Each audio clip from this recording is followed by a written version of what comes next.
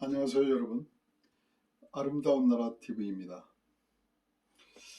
요즘 정치권에서 거세게 불고 있는 이재명 씨의 사법 리스크를 보면서 음, 굉장히 국민의 한 사람으로서 아, 그 국회 거대 야당인 더불어민주당의 대표가 이렇게 사법 리스크를 껴안고 이제는 검찰로부터 기소까지 당하는 신세가 되었습니다. 어,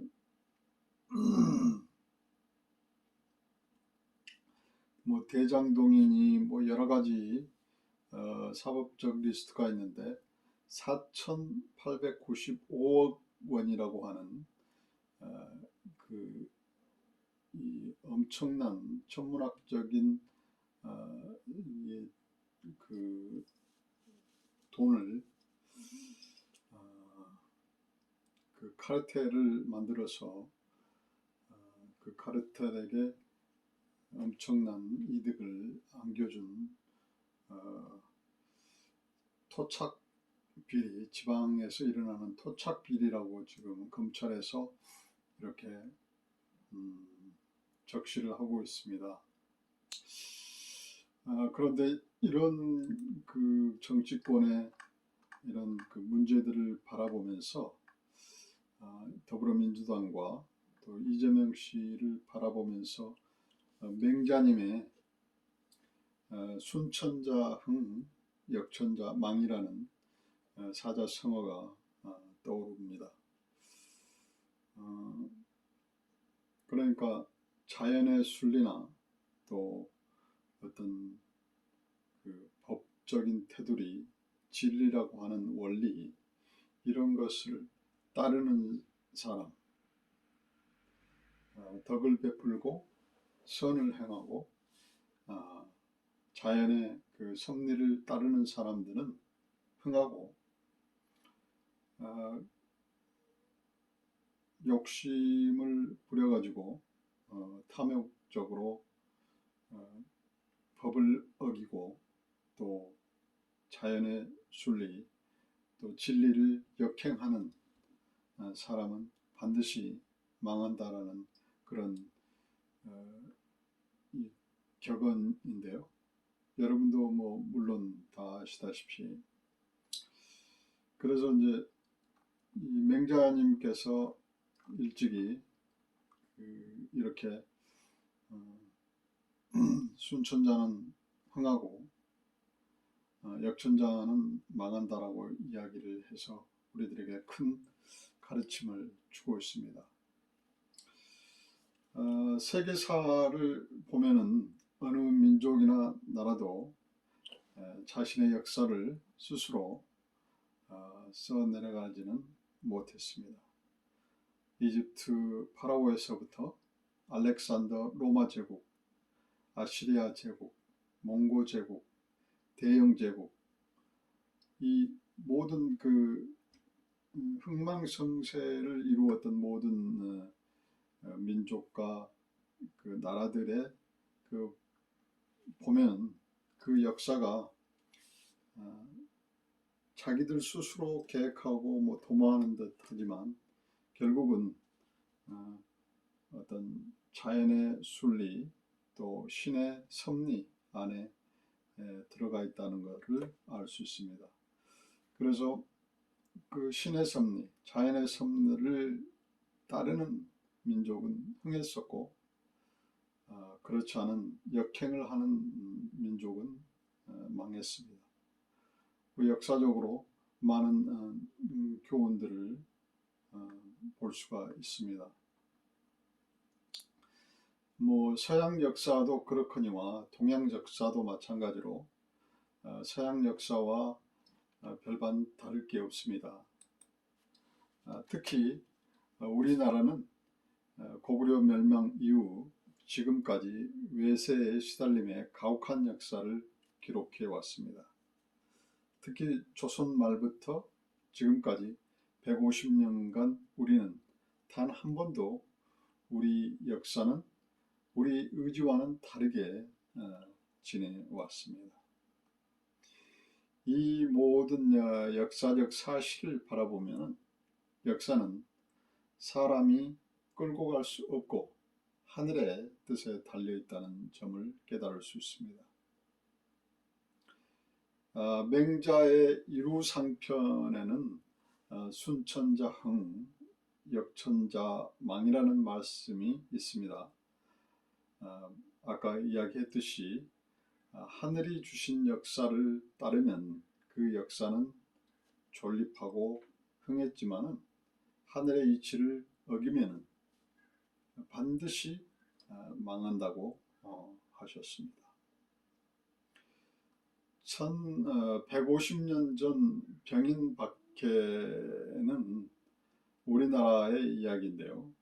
150년 전 조선 후기 때 병인박해는 서학이라는 천주교를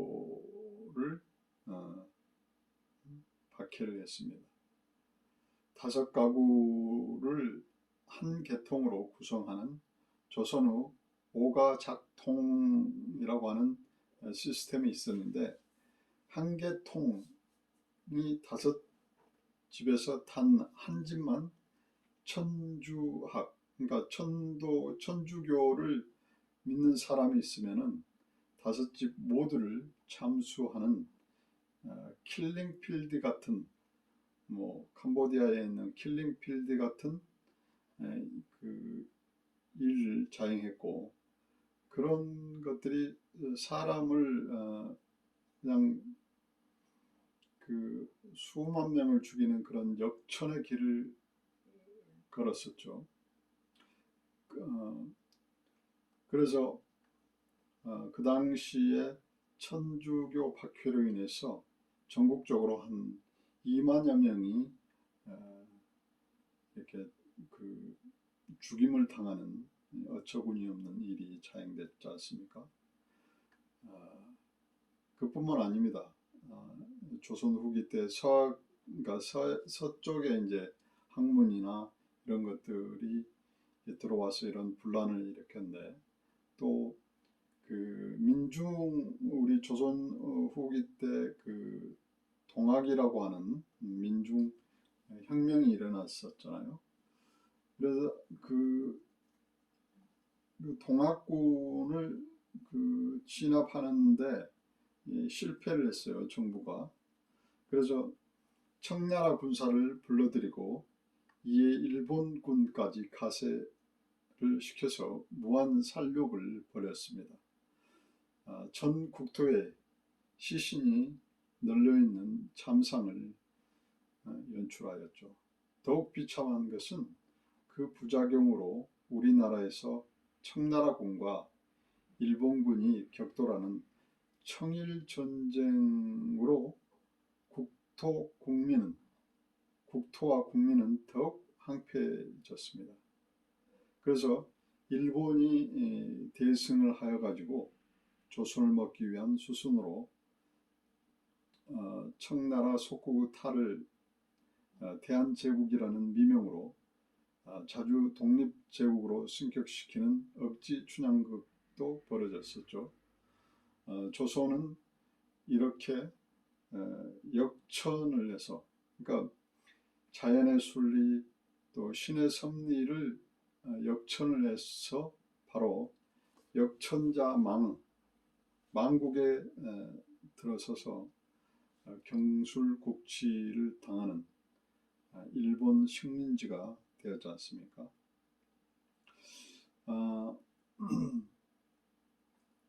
그런데 오늘날 지금 대한민국의 현 주소를 보면 어떻습니까?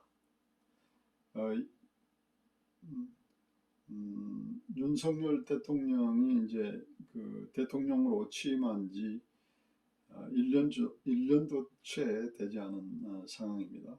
그런데 야당과 또 진보 좌파 세력들은 이 대통령이 되자마자 탄핵시켜야 된다, 뭐 내려오라, 뭐 여러 가지 그 반대 의견을 냈고, 또 어떤 국정을 제대로 작동되지 않게 방해를 하고 있고, 국론을 분열시키고 마치 그 대한민국 그 국가를 전복시키려고 하는 그런 의도들이 있는 것 같습니다.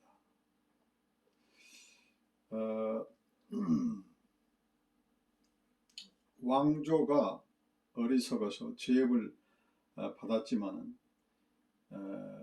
이번엔 백성이 어리석어 혼란스러워지고 있습니다. 지금 현 시국을 보면 마치 아비지옥이나 다름없는 서로 핥히고 싸우는 그런 세태가 이루어지고 있죠. 또 가진 자와 안 가진 자의 양극화, 또 권력자의 일방적 행포, 갑질, 그리고 사상의 좌우 편향, 양극화, 동서남북 상하 빈부 대립이 심화되고 있습니다. 아무 뉘우침 없이 남의 벽을 쌓아 중호의 세월을 보내고 있습니다. 도리는 땅에 떨어지고 갑은 을에게, 을은 갑에게 부담 없이 상처를 주고받고 있습니다.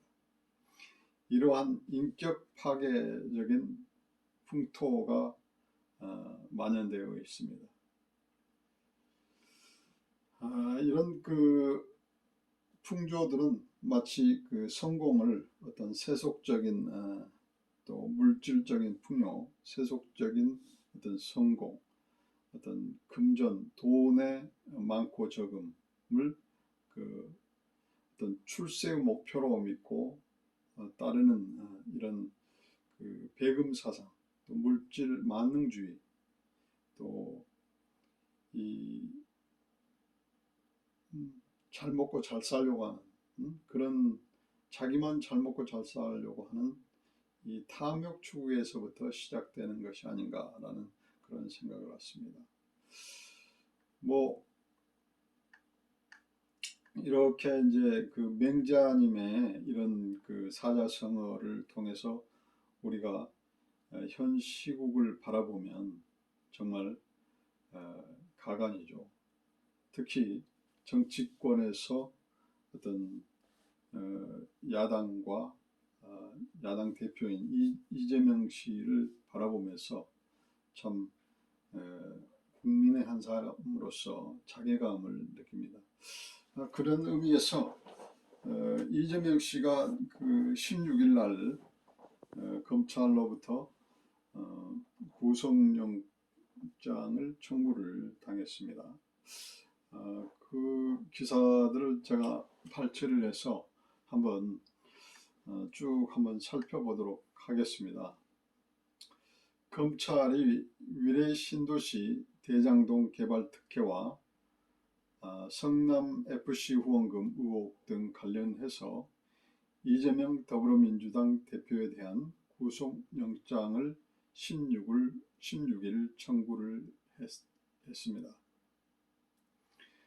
서울중앙지검 반부패수사 1부 엄희준 부장검사와 3부 강백신 부장검사는 이날 특정 경제범죄가중처벌법상 배임 이해충돌방지법 위반, 부패방지법 위반, 특정범죄가중처벌상 뇌물 범죄수익은닉규제법 위반 혐의로 이 대표에 대한 사전 구속영장을 청구했습니다. 굉장히 그 많죠. 여러 가지 위반된 사항들, 죄목들이 굉장히 많습니다. 검찰이 제1야당의 대표에 대해 구속영장을 청구한 것은 우리나라 헌정사상 처음 있는 일입니다. 검찰은 위례 대장동 개발 의혹에 대해서는 배임과 이해충돌방지법 위반죄 등을 적용했습니다. 그러니까 그 성남시의 대장동이니 위례 그 신도시니 이런 개발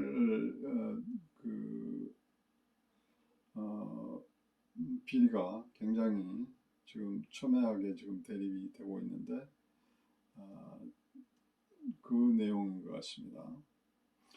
검찰에 따르면 이 대표가 위례 신도시 개발 사업과 관련해서 2013년 11월부터 2018년 1월까지 사업자, 공모, 전 민간 업자들에게 내부 정보를 알려주면서 사업자로 내정되도록 해서 211억 원의 부당이득을 얻은 것으로 보고 있습니다.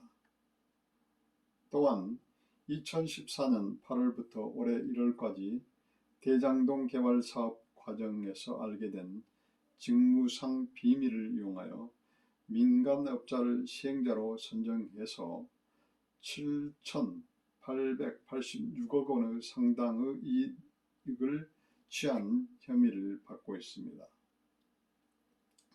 아울러 대장동 개발 사업을 진행하면서 업무상 임무를 위배하여 성남도시개발공사가 직접 배당 이익, 전체 개발 이익의 70%, 6,725억 원의 현저히 미치지 못하는 확정이익 1,830억 원만 배당받도록 해서 4,895억 원 상당의 이익을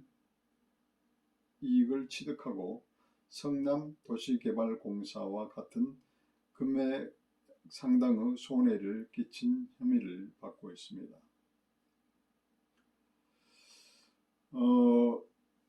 이제 대장동이니 위례 신도시니 백현동이니 이런 것들은 특히 이제 대장동은 기존에 그 주민들이 살고 있는 그 생활하고 있는 그 땅을 어떤 공공의 목적으로 그걸 싸게 강제 수용을 해서 그거를 싸게 사들이잖아요. 그래서 그것을 공공개발공사, 그러니까 성남시 개발공사에서 이것을 맡는 게 아니고 민간업자들에게 그 사업을 하도록 하여서 민간업자들이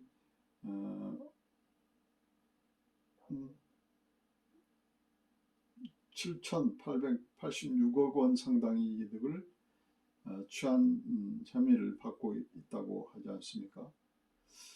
그런데 제가 생각할 때는 그렇습니다. 이거를 민간업자한테 주지 않고 성남도시개발공사에서 전체를 맡아서 개발을 했으면 이득을 7,886억 원 상당의 이득을 주민들에게 나눠줄 수 있는 것이죠. 그러면 성남 시민들이 어떤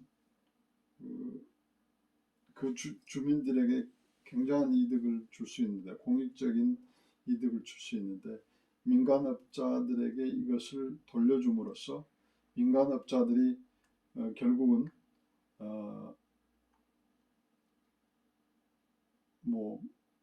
7,886억 원에 상당한 이득을 취하도록 한 것이죠. 이 당시에 성남시의 시장으로서 있었던 인허가권자인 이재명 씨가 결국은 책임이라고 할 수 있지 않습니까?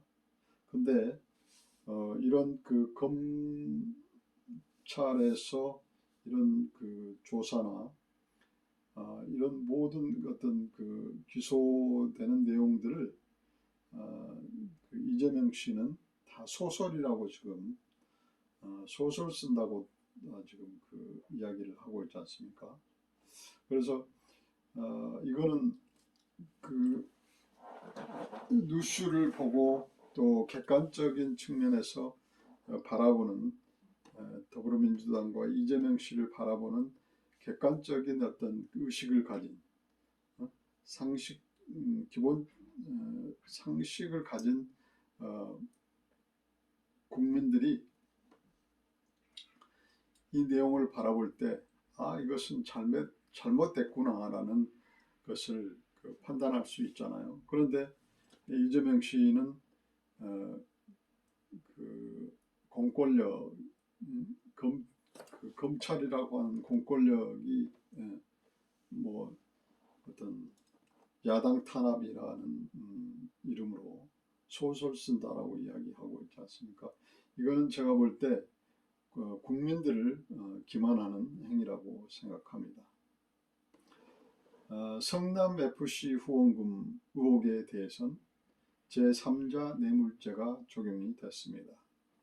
이 대표는 2014년 10월부터 2016년 9월까지 성남FC 구단주로 있으면서 두산건설, 네이버, 차병원 등 4개 기업의 후원금 133억 원을 유치하는 대가로 이들 기업에 건축 인허가나 토지 용도 변경 등 편의를 제공하는 혐의를 받습니다.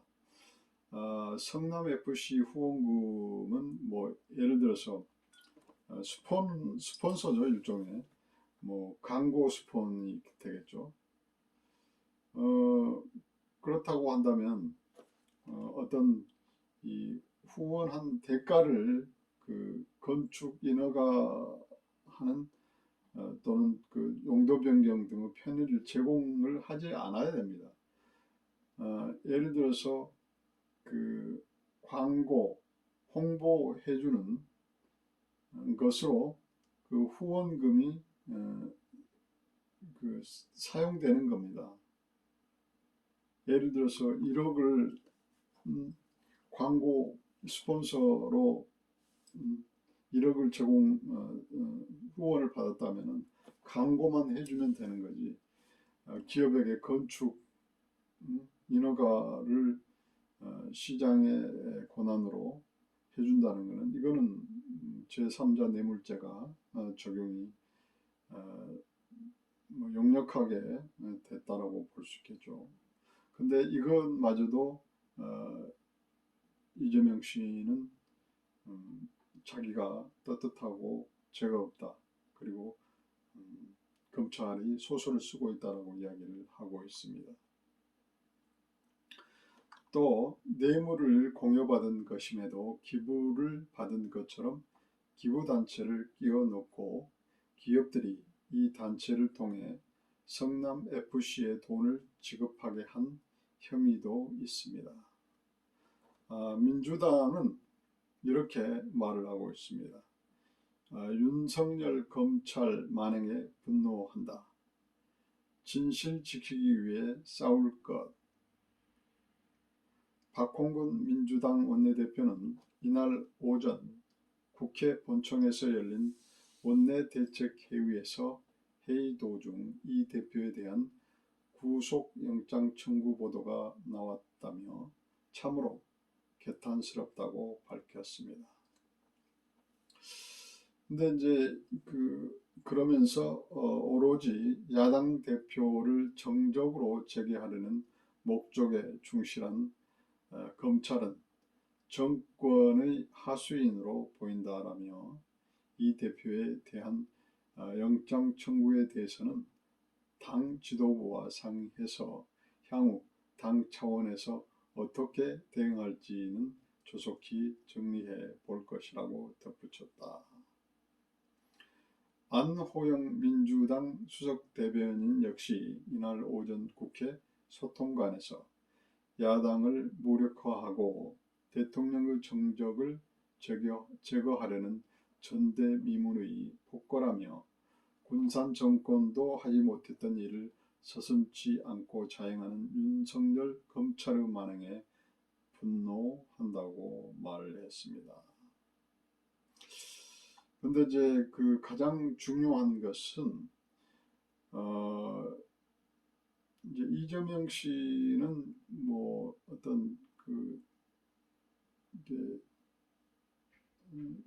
법에 기소되는 이런 내용들은 개인의 한 사람으로서 이렇게 된 것이지 야당 대표이기 때문에 이런 그 검찰의 조사를 받는 게 아니지 않습니까?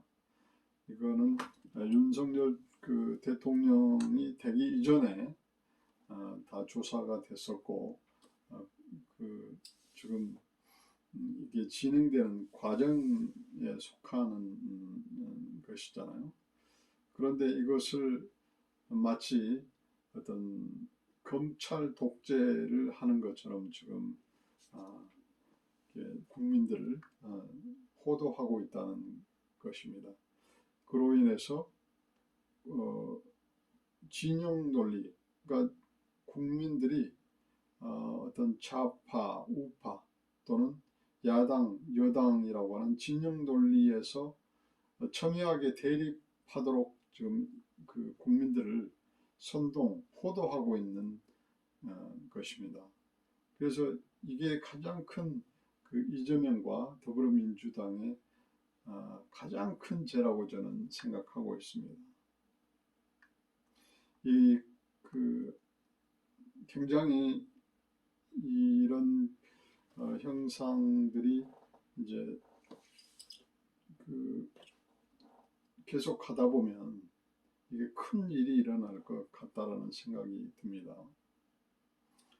이어 이재명 대표를 범죄자로 예단하고 시작한 수사였고 이재명 대표를 기소하지 않고는 끝나지 않을 수사였다며 검찰 수사는 대장동의 진상을 밝히는 것이 아니라 야당을 무력화하고 대통령의 경쟁자였던 제1야당 대표의 정치 생명을 끊기 위한 목적임이 명백하다고 주장을 했습니다. 안 수석 대변인은 이제부터 윤석열 검찰과의 전쟁이라며 이재명 대표와 더불어민주당은 결코 무릎 꿇지 않고 윤석열 검찰의 야당 탄압에 맞서 싸우겠다라고 밝혔습니다. 그런데 이제 이 민주당과 이재명 씨의 이런 워딩들을 보면은 굉장히 뭔가 아주 잘못됐다라고 하는 것을 알 수 있습니다. 여기서 그 이재명 씨를 그 어떤 정적이라고 표현하고 있는데 보복을 해야 되는 정적이 이것은 예를 들어서 승자가 이재명 씨는 패자잖아요. 근데 승자가 패자에게 보복을 할 수 있습니까? 그렇잖아요.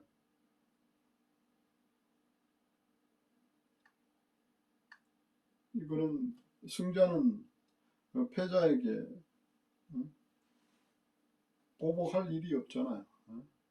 근데 정적이라고 쓰고 또 보복이라고 쓰고 이런 것들은 이재명 씨가 페어플레이지 않고 대선에 승복하지 않는다는 것을 간접적으로 시인한 것이 될 수 있겠죠.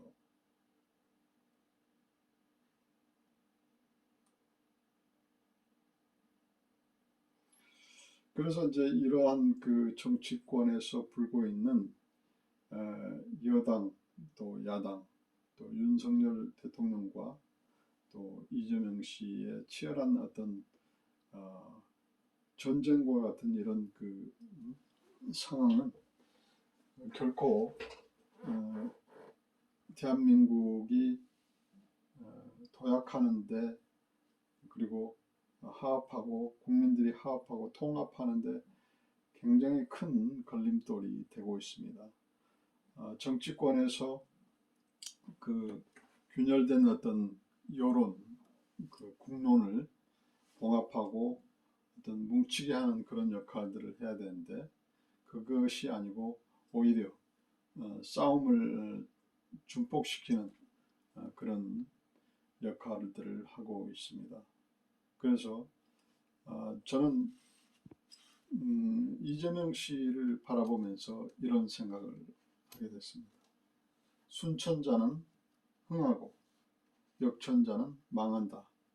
그래서 이재명 씨가 정말로 옹리와 고집으로 그 어떤 자연의 순리 또 신의 섭리 또는 국가의 어떤 법치를 거스리고 어떤 자기 고집대로 끌고 나간다면 반드시 망한다라는 말씀을 드리고 싶습니다. 그래서 오늘은 제가 그 맹자님의 말씀 순천자는 흥하고 역천자는 망한다라는 주제로 한번 말씀을 드려봤습니다. 다음 시간에 또 뵙도록 하겠습니다. 여러분 감사합니다.